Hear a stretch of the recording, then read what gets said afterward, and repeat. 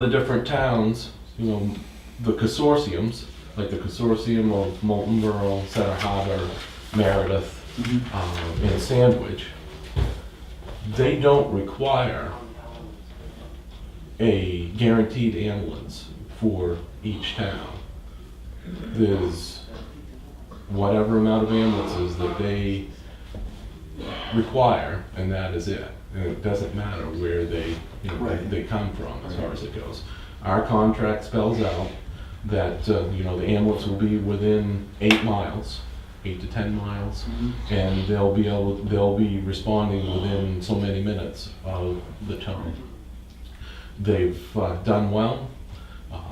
We have had many times now that we've had back-to-back calls, and we get them handled as far as it goes.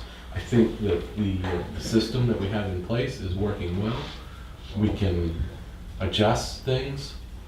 I could not guarantee that we could respond with our ambulance 24 hours a day and handle everything as far as the future wise. If there wasn't another ambulance company there that was handling the main amount of things, because there are time periods that you run into that you may just have one person or whatever. But we've done pretty well.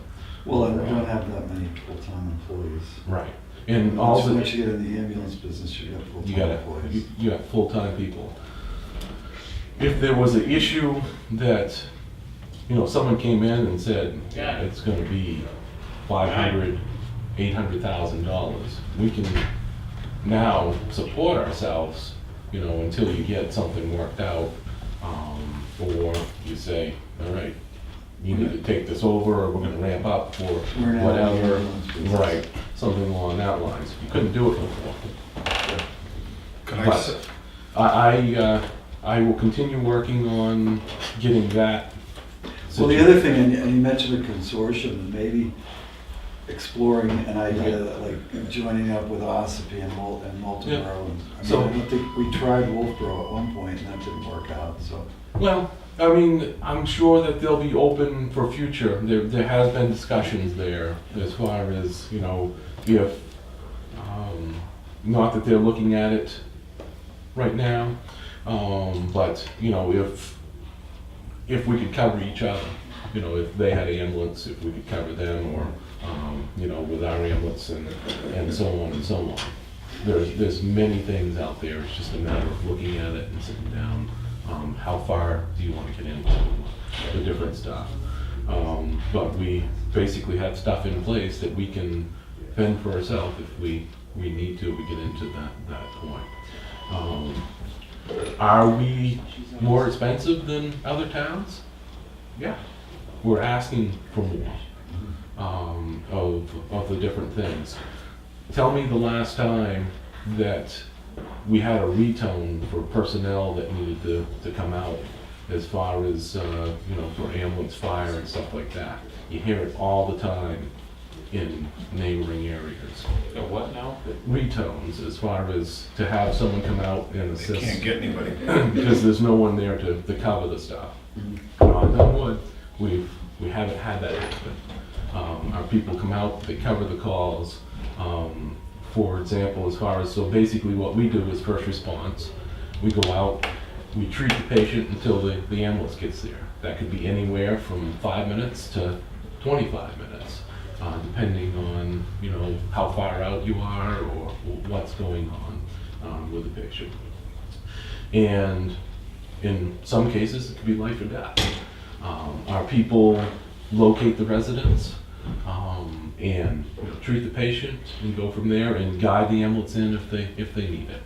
GPS, wonderful thing. Sometimes it throws you off, as far as where. And a lot of times with different ambulance companies coming in, you'll find that it's not the same personnel.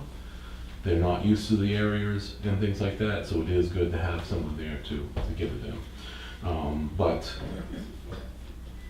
we work together, and things seem to be, going well as far as that goes. There hasn't been a huge headbutting with, oh, you have an ambulance, And so we're gonna back off, with the contract and stuff like that. That seems to be still fine. The other opportunity that we have is that if we find that we have a critical patient and that we can't wait for them to come in, we can transport the person as long as we have the personnel that is capable of that. I'd like to make a couple of comments. I got a copy of that information, and it's been spread around the county as far as Milton and Moultonborough.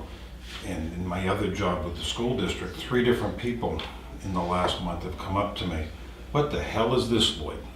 What do you mean?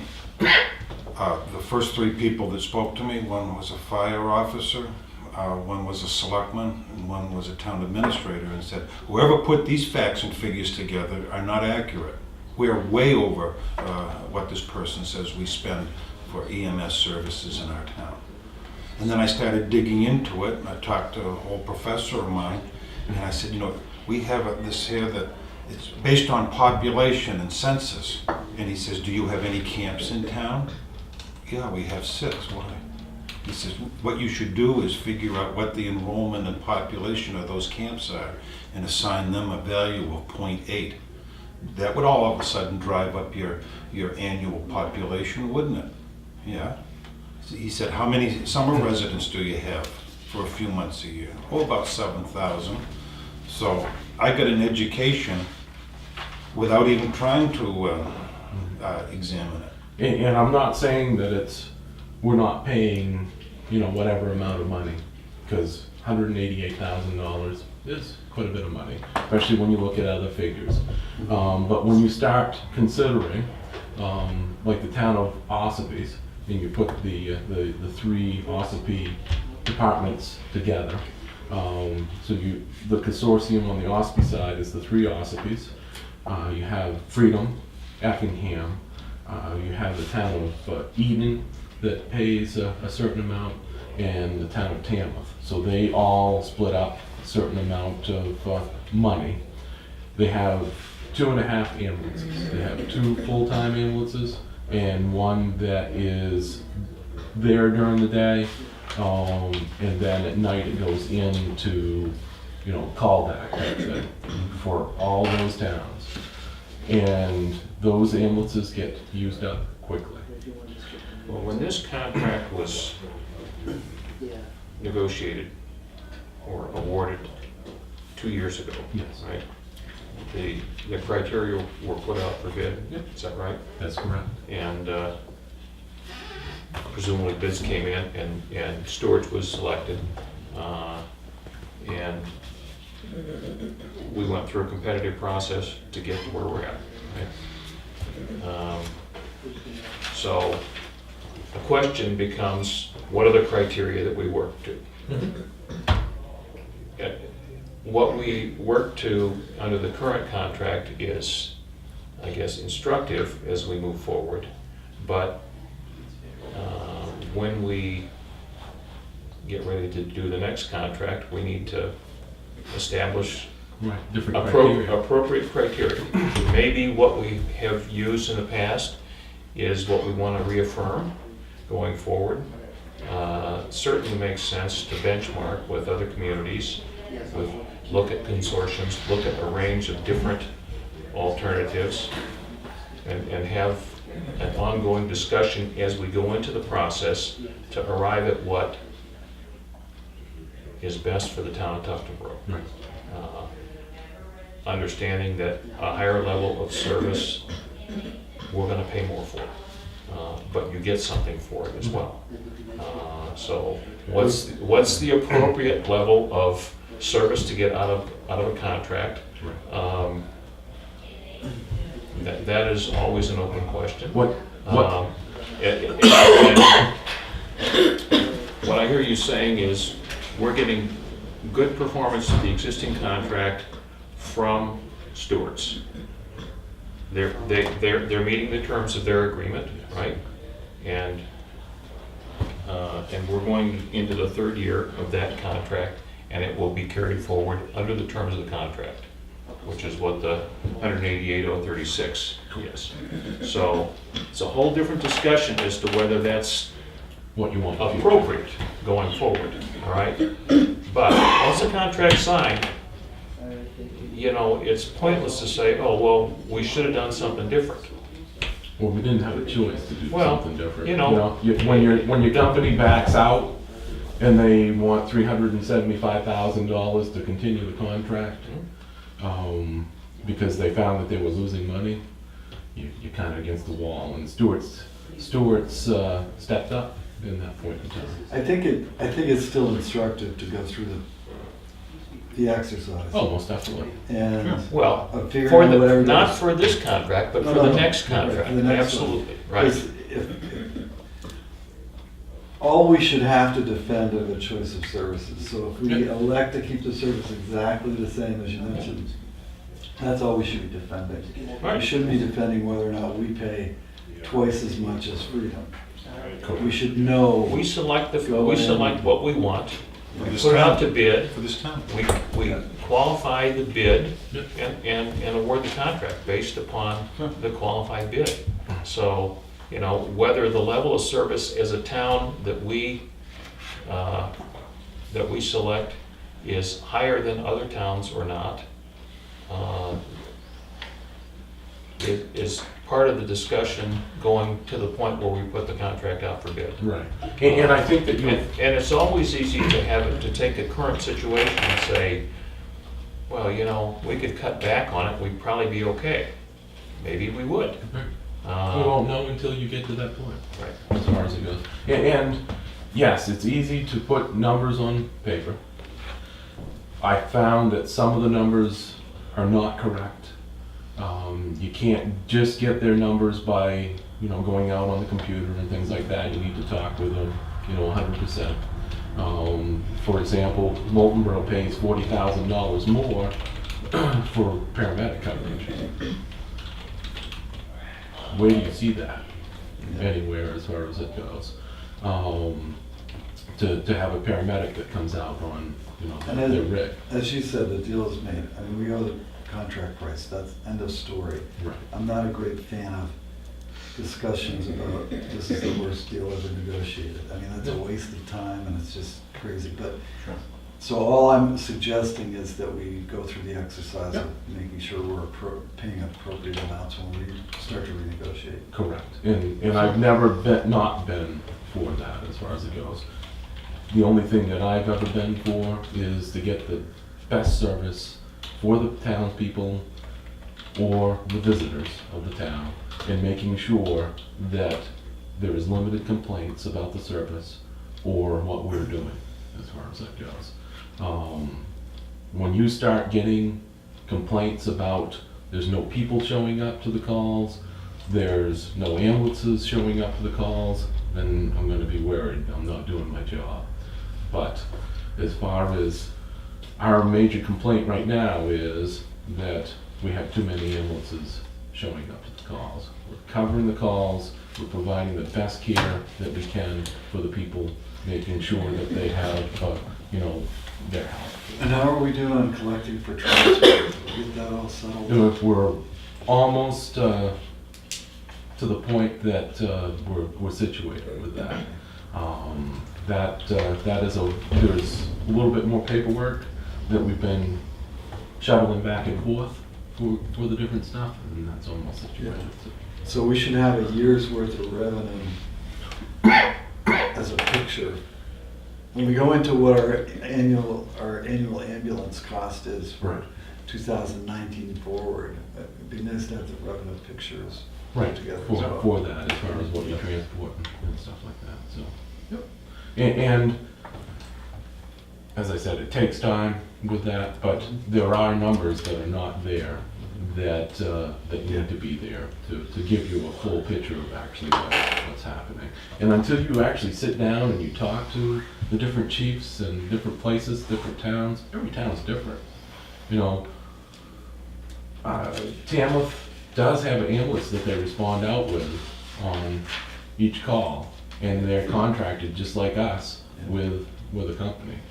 However, they provide quite a bit of mutual aid within their consortium towns because there is not an ambulance available a lot of times, so. I'm gonna consider this a dead horse. Okay. We'll stop beating him. Do you have a motion on this? I'll move that we approve 4215, the ambulance budget, for a total of $188,036. I'll second. Any further discussion? All those in favor say aye. Aye. Aye. Motion passes 3-0.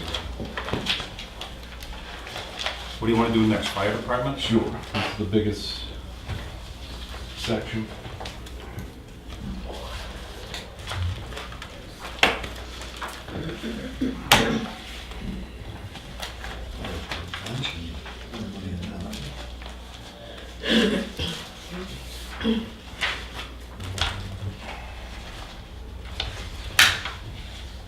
Bottom line is your budget request this year is $4,000 more than last year, right?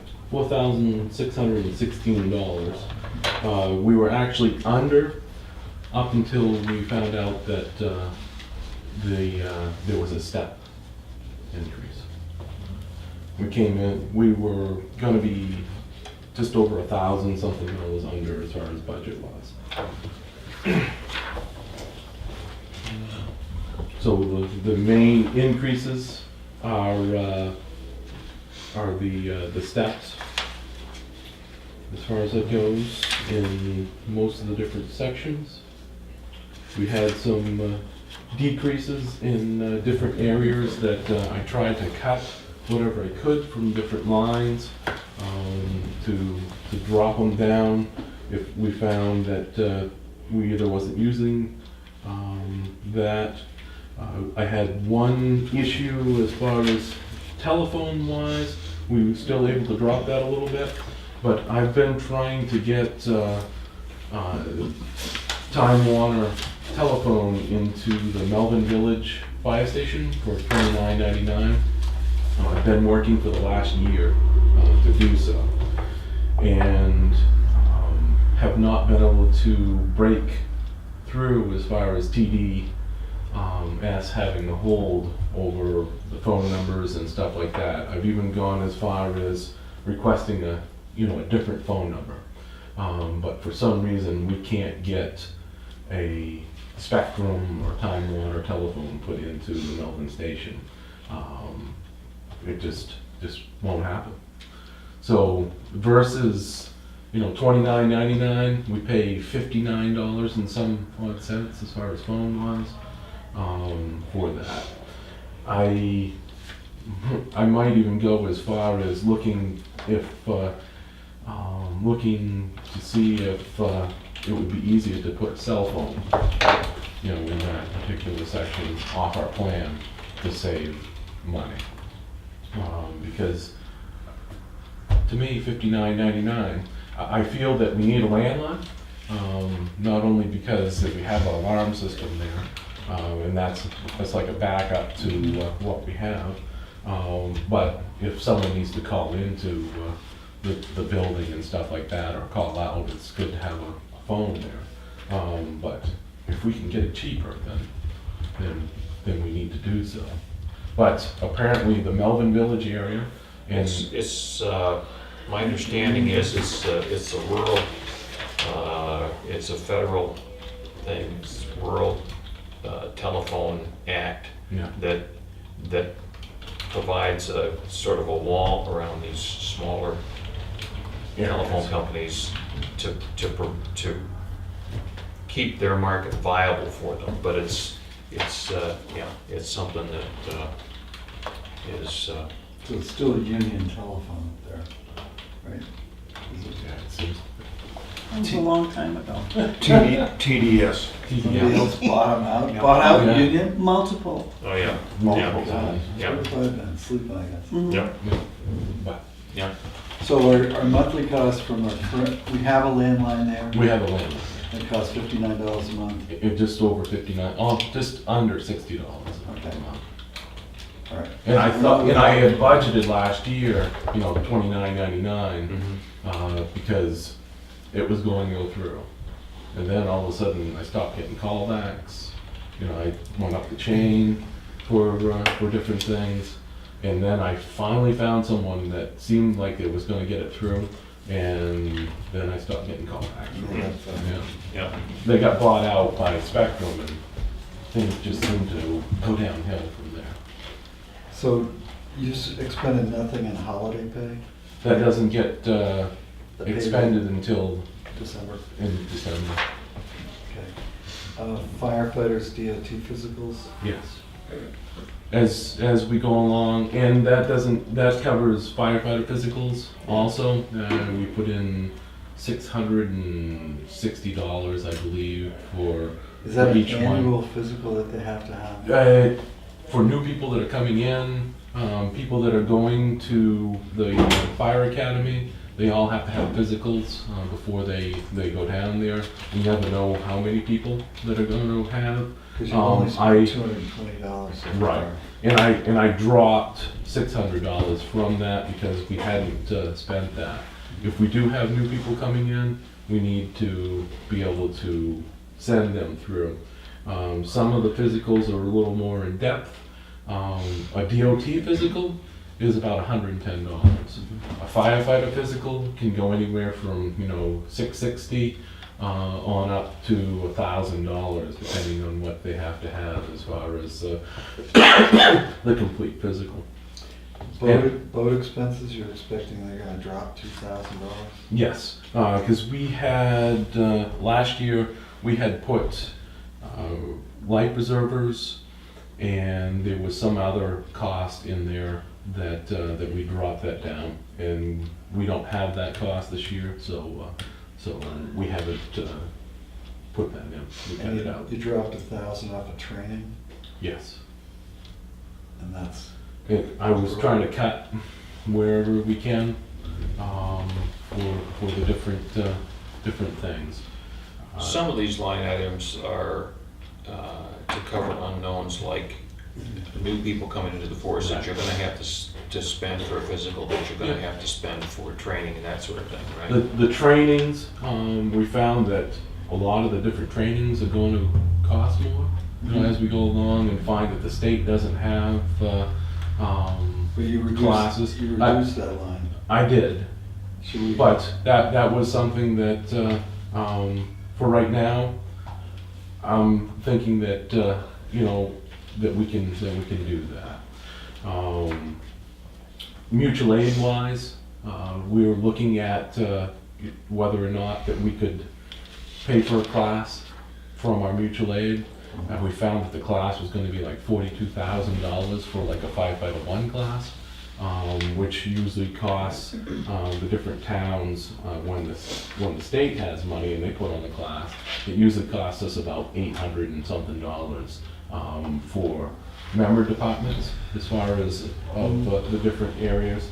But if you decide to do the class yourself in your area and the state has no part of it, it gets really expensive.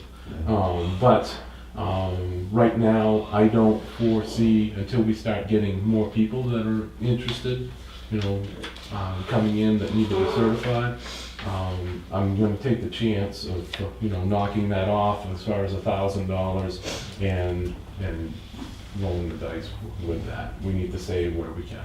Well, I guess from my perspective, and this is my perspective, is I appreciate wanting to crunch budgets down as low as possible, but I don't appreciate spikes.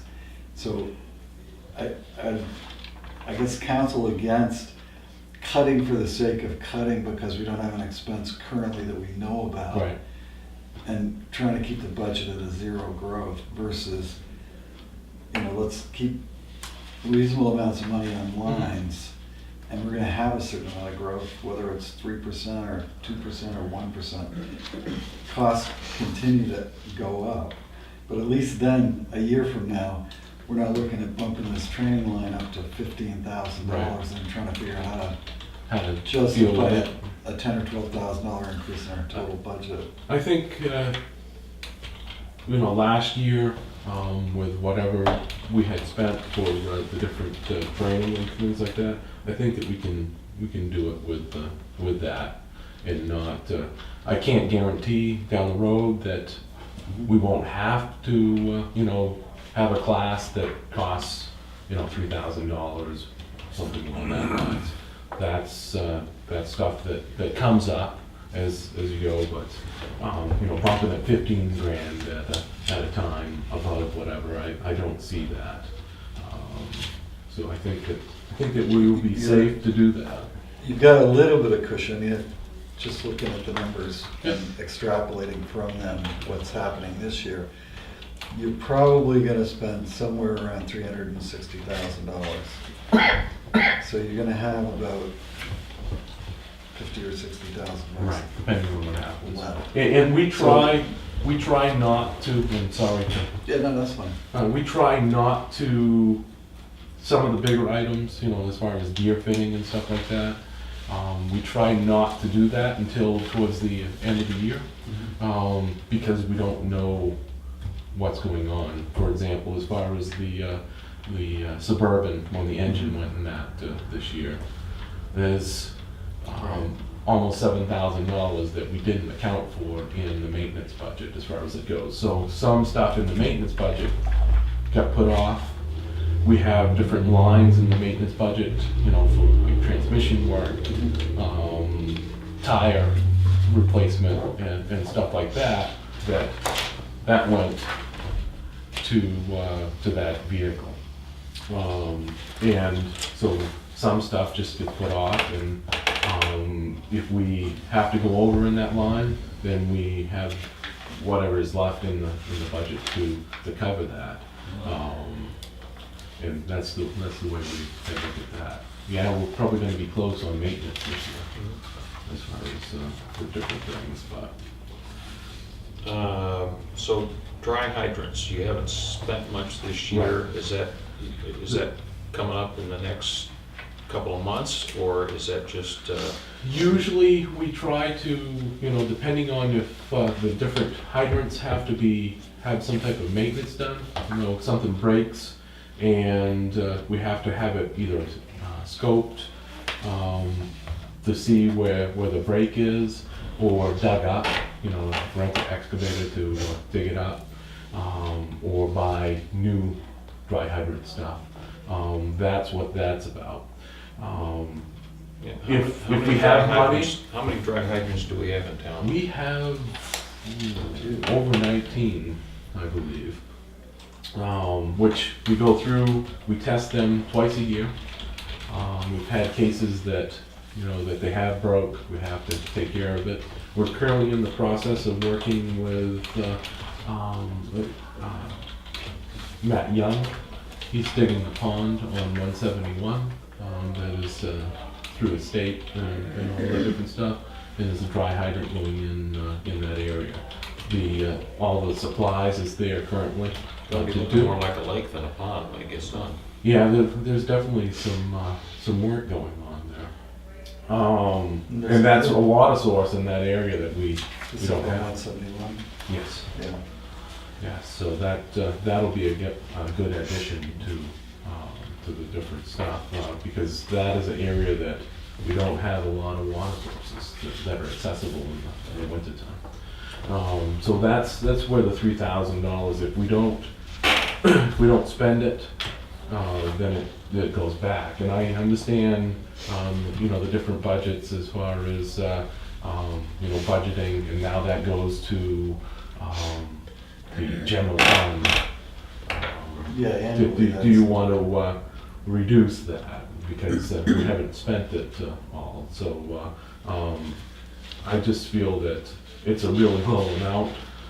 It doesn't necessarily cover, if you wanted, we always have people that are like, can you help us with this? And it's like, nah, we don't have the money to do that. So, but it covers us if we have a failure with some of the stuff that we already have in, or if we install new ones.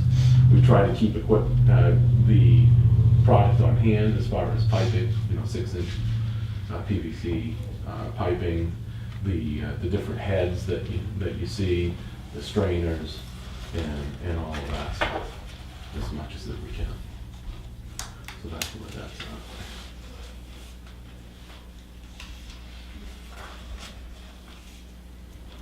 Any other questions from the board? I guess just a comment that I wouldn't encourage the spending of the budget just for the sake of spending the budget until we get it next year. I think that's a bad policy. I mean, we'll budget annually. If there's money left over, it goes into the General fund. designated fund balance, it goes back to the taxpayer. Does the board have a motion? I will move the 4220, the grand total of 437,617 and 24 cents. I'll second.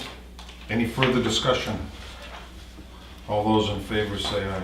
Aye. Motion passes 3-0. And if my figures are right, that's like a 1.1%. Yeah. We're down to emergency management. Do you have any questions, or are you just taking notes? Yeah, Okay. just taking notes. Yep. Emergency management, the significant changes that I have in that, we put in for 4 sets of road closed signs, which was $1,600, and 40 traffic cones that are $25 each at $1,000. That different stuff includes shipping and handling. And a replacement defib unit.